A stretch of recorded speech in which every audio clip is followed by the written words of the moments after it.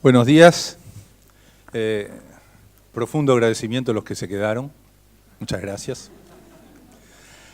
Es cierto, hace 2 años yo iba a dar una de las conferencias y 36 horas antes falleció mi madre. Entonces el profesor Luongo tuvo la amabilidad de... ¿Dónde está? ¡Se fue!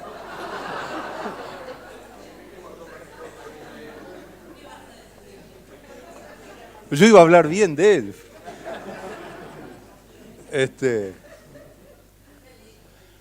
Miren, está en la exposición, está en la exposición. Él tomó mi conferencia y por supuesto le dio su toque natural y su toque personal, y él dijo que la vida tiene sus compensaciones, porque bueno, había fallecido mi madre, pero me había nacido una nieta. Y yo lo que quiero hacer ahora, aprovechando la oportunidad que me brinda Radio Sport, es poner la actualización de la nieta, 2 años después. El doctor Diego Bertini desde hace 2 años que se viene afilando las uñas para su hijo Juan Pedro. El problema es que el padre dice que con un hincha de Peñarol no. Aunque alcanza a combinar la foto para darse cuenta que ella va a hacer lo que se le cante. Bueno, empecemos con la medicina, con Asclepio o Esculapio. El título Radioterapia en cáncer de piel es un título muy aburrido. Yo le agregué los signos de interrogación. Pero tiene su justificación, porque es una pregunta presente. Los distintos avances en dermatología, en cirugía, etcétera, hacen que muchas veces ni se plantee la posibilidad de hacer una radioterapia en cáncer de piel. Pero la radioterapia no es solo parte de la historia, es parte del presente. Y esto que vi en la Sicilia profunda, en una esquina de la plaza, una casa que es el círculo de conversaciones. Me gustó como referencia para las cosas que tenemos que hacer. Conversar entre nosotros para darnos cuenta que la radioterapia tiene lugar. Bien, no los voy a aburrir con la parte técnica. La radioterapia se hace superficial con fotones o superficial con electrones o también la braquiterapia. Y lo único que les voy a mostrar de este tipo de cosas, que sé que les aburre mucho, es cómo es diferente la profundidad de penetración en los fotones, que es mayor que con los electrones, que adopta más este tipo de forma, con lo cual los tejidos superficiales pueden ser mejor tratados, protegiendo más los tejidos profundos. Vamos a hablar de la radioterapia en cáncer vasocelular, en la epidermoide, el Merkel y el melanoma. Carcinoma vasocelular. Puede ser el tratamiento primario. ¿Es equivalente? ¿Qué pasa con las localizaciones difíciles y con las resecciones potencialmente complicadas? ¿Puede ser el tratamiento primario? ¿Es equivalente? Bueno, para demostrar de que uno no viene acá con la anteojera puesta. A ver, ¿esto es lo mismo tratarlo quirúrgicamente que tratarlo con radioterapia? Para demostrar que uno no viene con la anteojera puesta, pongo este trabajo prospectivo, randomizado, que mostró, hecho en Francia, en el año 97, básicamente a nivel del Instituto Gustave Roussy, en el cual se trataron vasos celulares de cara, de menos de 4 centímetros, 174 recibieron cirugía, 173 radioterapia. Y las tasas fueron significativamente distintas, tanto en recidiva 4 años, menor recidiva con la cirugía, como desde el punto de vista del resultado cosmético, que era mejor con el tema de la cirugía. O sea, en términos generales podemos decir, sí se puede tratar con radioterapia, no es equivalente a la cirugía. El tema es, en estas localizaciones, O sea, cuando la situación se complica de alguna forma, por ejemplo, o puede haber zonas aún más comprometidas o más cercanas todavía, nosotros rescatamos y reivindicamos el valor de la radioterapia de inicio cuando hay, por supuesto, dificultades médicas para realizar una cirugía, pero también dificultades quirúrgicas para asegurar los márgenes y lesiones muy extensas que requieran gran cirugía. Y acá voy a hacer una anécdota personal. Estaba haciendo memoria y realmente hace exactamente 40 años, en agosto de 1975, iniciando mi ciclo clínico patológico de cirugía, de clínica quirúrgica, fui a ayudar a un reconocido cirujano plástico de aquel entonces, una operación que tenía el apoyo de un neurocirujano por un vaso celular que había sido ya operado en varias oportunidades, que incluso le habían resecado parte de la calota y que era una gran resección. Ayudé en esa operación, volví a mi casa y se lo comenté a mi padre. Y mi padre dijo, se ve que nunca pensaron en la radioterapia, porque realmente era una situación en la que tendría que haber sido puesta a consideración. En los carcinomas escamosos de piel, aquí sí, la sanción debe ser esencialmente quirúrgica. Entonces, ahora vamos a hablar de los criterios para hacer una radioterapia adyuvante, tanto para carcinomas vasocelulares como para carcinomas escamosos, pero básicamente para estos últimos. En la adyuvante estamos hablando, ¿no? O sea, en la presencia de factores clínico-patológicos de alto riesgo para recidiva luego de la cirugía del primario, la presencia de factores predictivos de recidiva luego de resección de ganglios positivos, aproximadamente un 5% de la totalidad de todos estos tumores pueden tener estos factores. Los factores de riesgo se dividen en bajo y alto en forma arbitraria, basados básicamente en series retrospectivas. Su tamaño de más de 2 centímetros o compromiso óseo o el ser T3, T4. El espesor básicamente en el carcinoma escamoso que sea mayor a 2 milímetros. Su ubicación en labio, en las áreas de máscara, ser pobremente diferenciados. Los subtipos vasoescamoso, desmoplásico, adenoescamoso. La presencia de invasión perineural de nervio grande o multifocal de nervio chico. El rápido crecimiento, bordes pobremente definidos, invasión linfovascular, márgenes positivos, inmunosuprimidos, esta es toda una categoría. La presencia de carcinoma escamoso en procesos de inflamación crónica, en cicatrices. Bueno, y el tema de la radioterapia previa, si recibió previamente radioterapia y la reciba. Son todos factores de riesgo clínico patológico alto. Se realizó un estudio prospectivo de factores de riesgo que determina el pronóstico. 615 pacientes, carcinoma epidermoide, publicado por Branch, con una media de seguimiento de 43 meses, en los cuales se observó un 3% de recidiva local y 4% de recidiva regional, observándose que desde el punto de vista de recidiva local, el mayor espesor mayor de 2 milímetros era altamente significativo, lo mismo que la presencia de desmoplasia. Y para recidiva regional, también el tema del espesor, con un 4% cuando el espesor varía entre 2,1 y 6 milímetros, y 16% cuando es mayor de 6 milímetros. El tamaño en extensión horizontal, la localización en la oreja y, por supuesto, la inmunosupresión.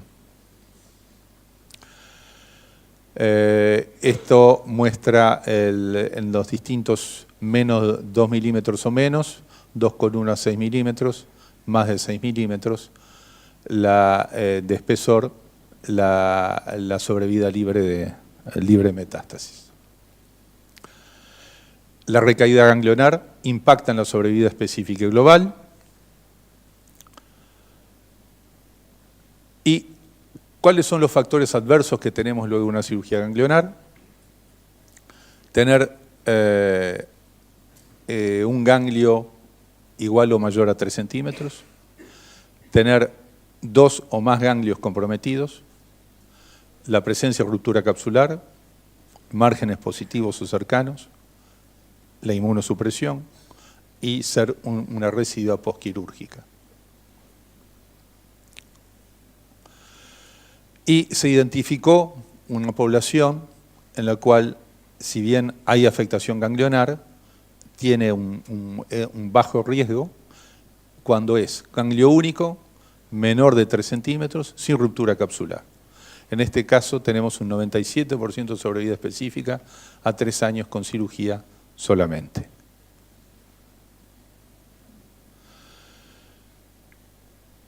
Indicaciones sacadas de distintas fichas bibliográficas: T3, T4, enfermedad ganglionar de riesgo, invasión perineural clínica, inmunosupresión. Bueno. Margen positivo o menor a 5 milímetros, recidiva del primario, invasión perineural multifocal y el espesor aumentado.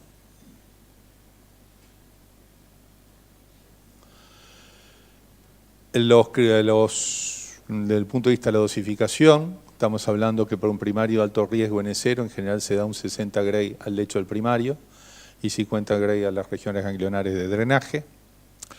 Y cuando hay cuando hubo un compromiso de riesgo ganglionar, entonces ahí se da, o sea, cuando ganglios positivos, se da 60-70 Gray en las regiones ganglionares con sobreimpresión localizada.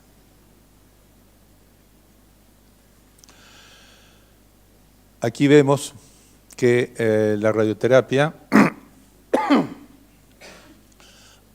adyuvante aporta beneficio en la enfermedad locorregionalmente avanzada. Prácticamente, o sea, el agregado de la radioterapia hace la diferencia respecto a la cirugía sola. Este estudio, que en realidad no fue hecho para medir cirugía con o sin radioterapia, sino que fue hecho para medir dos técnicas quirúrgicas distintas, por eso hay este desbalance en los grupos. De cualquier manera, entendemos que tiene su validez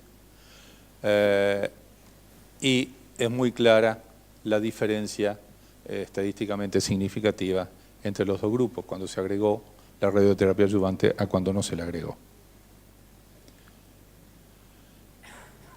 Entonces, factores significativos para una sobrevida libre de enfermedad en análisis multivariado.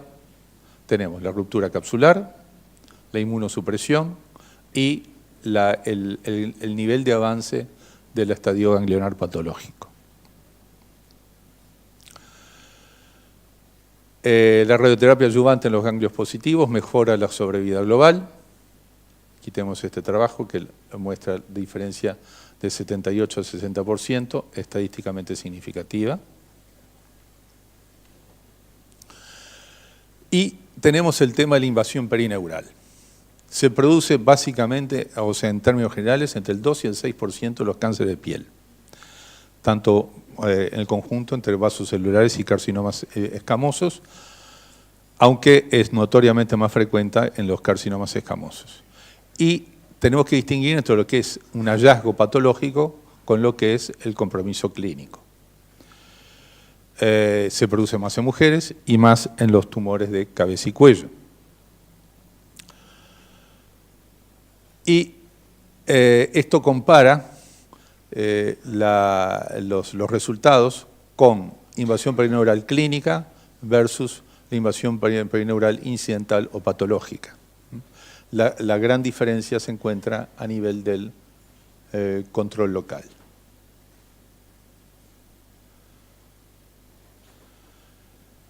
En este trabajo, sobre 118 pacientes, había 97 con invasión perineural incidental, o sea, hallazgo, contra 21 con invasión clínica.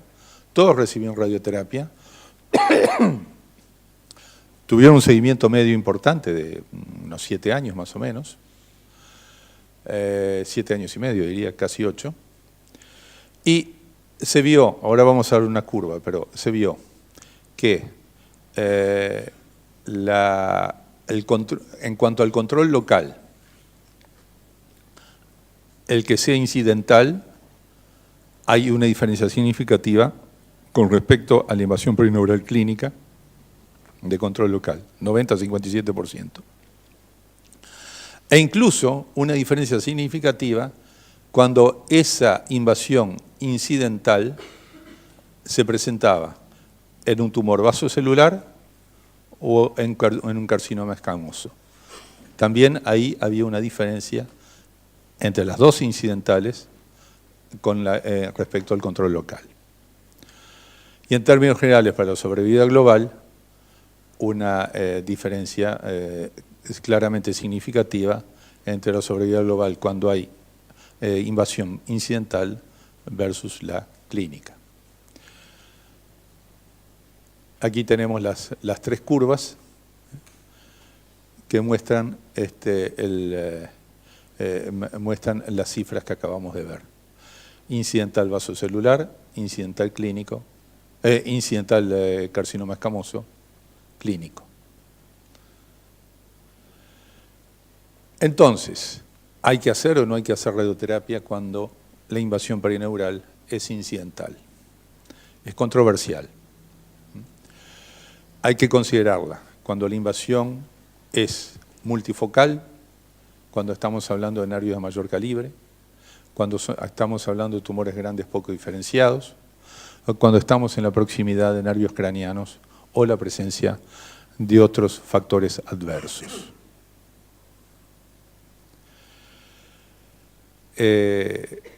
Nos ponemos el casco porque estuve en Grecia y ella no es muy popular en Grecia últimamente. Y claro, y supongo que los griegos le quieren atribuir todos los males, e incluso el nombre del carcinoma de Merkel. Pero es Friedrich y no Angela, ¿tá? El descubridor de la célula de Merkel. El carcinoma de Merkel tiene una alta tasa de diseminación ganglionar y a distancia. 50% de diseminación ganglionar y 15%, entre 4 y 15% a distancia de inicio. No hay consenso sobre la utilización de ganglio centinela y de PET. Si bien el ganglio centinela se entiende que puede mejorar la detección ganglionar y el PET puede mejorar la detección de ganglios y de metástasis, no está consensuado todavía a nivel de las guías su utilización. Y el otro elemento a destacar es que cuando tenemos ganglios con un primario identificable, por algunos casos el primario no se llega a identificar, cuando se identifica el primario, el pronóstico es mejor. Esta es la estadificación del carcinoma de Merkel, estadios 1 y 2, básicamente variaciones del T, y el 3 con el tema de los ganglios. En los estadios 1 y 2 se hace una resección con márgenes libres y debe hacerse radioterapia adyuvante. La radioterapia adyuvante es omitible solo en casos muy seleccionados. En los estadios 3, la mayoría de los pacientes requerían radioterapia, por lo que se puede obviar la cirugía ganglionar, ¿eh? Porque, créase o no, la radioterapia tiene un alto nivel de control regional. La radioterapia en primario y ganglios, 50 Gray para la enfermedad microscópica, 54-60 Gray para la enfermedad macroscópica. Debe hacerse una amplia cobertura de los linfáticos dérmicos y minimizar el intervalo entre el acto quirúrgico y la radioterapia. Esta revisión de 1.665 casos de la base SER, el 55% en estadio 1, el 31% estadio 2, 6% estadio 3, los 689, perdón, permiso, acá.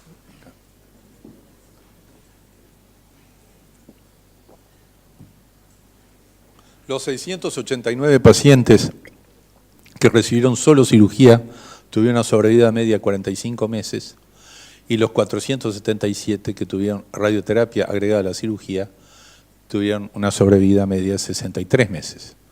La radioterapia mejoró la sobrevida en todo tamaño T, pero particularmente mejoró la sobrevida en aquellos que tenían más de 2 centímetros. no es nuestro expresidente, este es Conó.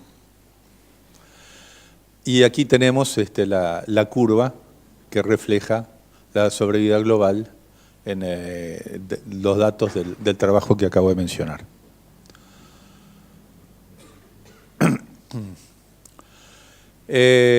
Aquí tenemos un trabajo de radioterapia adyuvante regional versus observación en estadio 1 de Merkel, en el cual los que recibieron radioterapia, ninguno tuvo una recaída, mientras que un 16,7% lo tuvieron los que no recibieron radioterapia. En el MD Anderson de Houston, básicamente se hacía la resección del primario seguido por radioterapia, al primario y a la región ganglionar, control locorregional 96%, y destacar que no hubo fallas regionales en los 22 pacientes que tenían afectación ganglionar clínicamente palpable y que no recibieron cirugía a nivel ganglionar. Se están intentando esquemas con quimiorradioterapia y bienvenido sea si esto da mejores resultados. Todavía no se pueden sacar muchas conclusiones. Este es un análisis retrospectivo publicado este año sobre 4.815 pacientes.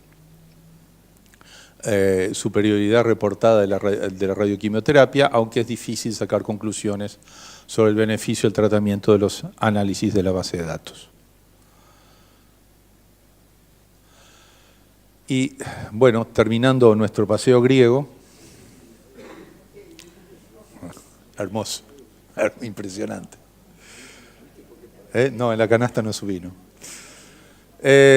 Para melanoma, acá sí, que la radioterapia es algo más conocido, más aceptado.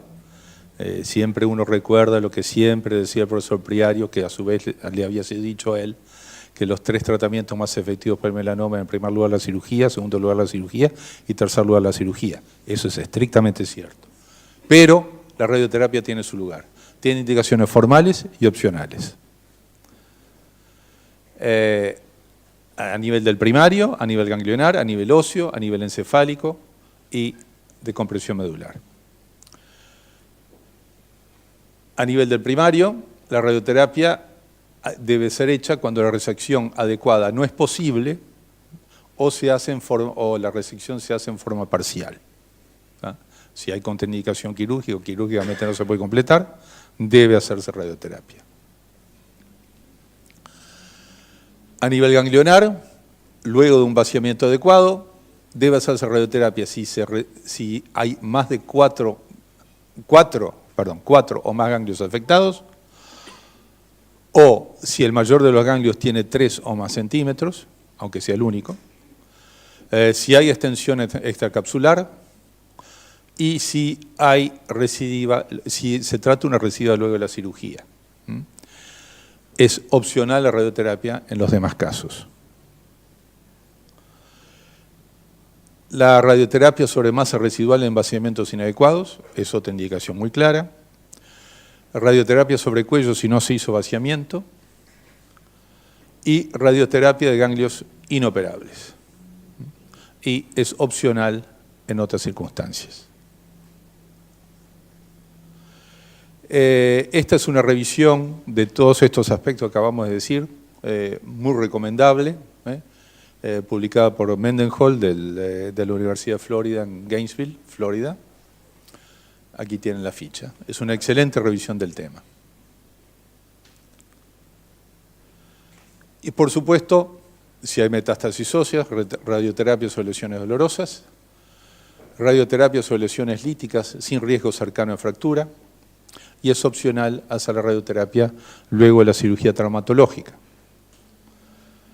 En el secundarismo encefálico, la radioterapia encefálica con o sin cirugía previa, dependiendo de número, volumen, ubicación, diseminación y estado general, se puede realizar una modalidad radioquirúrgica con el tema discutido de complementar o no con radioterapia holoencefálica. Y la compresión medular, por supuesto, y con una dosis que depende del volumen del fraccionamiento, no inferior a los 30 Gray y sin exceder la tolerancia medular. Fraccionamiento y dosis de la radioterapia. Habitualmente se usan esquemas de hipofraccionamiento. No hay un esquema consensuado de hipofraccionamiento y obviamente la dosis depende de cómo va a ser hecho ese hipofraccionamiento. Pero lo que quiero decir es que el clásico consenso para utilizar hipofraccionamiento basado en la gran capacidad de reparación in vitro de la célula del melanoma ha sido cuestionado desde hace tiempo. En realidad, de hace bastante tiempo, y ahora lo vamos a ver. En realidad, no habría, con trabajos randomizados, no habría superioridad, pero tampoco inferioridad. O sea, no es que el tratamiento con hipofraccionamiento dé un mejor resultado que la radioterapia convencional. Tampoco es inferior. O sea, serían equivalentes. Fíjense, aquí tengo 3 fichas en el plazo de 15 años, estudiando específicamente este aspecto y llegando a estas conclusiones. Pero lo que quiero decir específicamente es que el tema no está invalidado, porque el hipofraccionamiento es sumamente práctico. O sea, disminuye las veces que el paciente debe concurrir a radioterapia y también disminuye los costos. Entonces, si hay una equivalencia de resultado, ahí se basa la utilidad. Me queda una sola cosa más, pero antes de pasar a eso, me pongo a disposición por si hay algún comentario o pregunta, mientras miramos la fumata del Etna. Bueno, lo último que quería mostrar no es específicamente radioterapia en cáncer de piel, pero hay un paciente que plantea este problema. Doctor, no levanto la cabeza, me río solo, no hablo con la gente, me hablan, no pongo atención, parezco un idiota. ¿Qué tengo, doctor? Y el psiquiatra, muy sagaz, un gran clínico, contestó enseguida: un iPhone. Muchas gracias.